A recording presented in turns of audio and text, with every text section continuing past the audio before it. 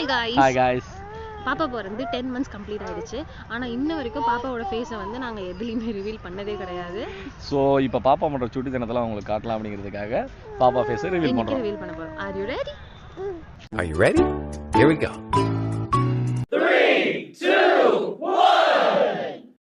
ஒரு கோடி இன்பங்கள் உன்னை பார்த்த நொடியில் நான் வாழும் நாள் மட்டும் நீ எந்த மடியில் உன்னை ஈன்ற பொழுதிங்கு கடவுள் தன் முகம் பார்த்த பொழுது உன் பாதம் தொழுது ஆராரிராரோ ஆராரிராரோ.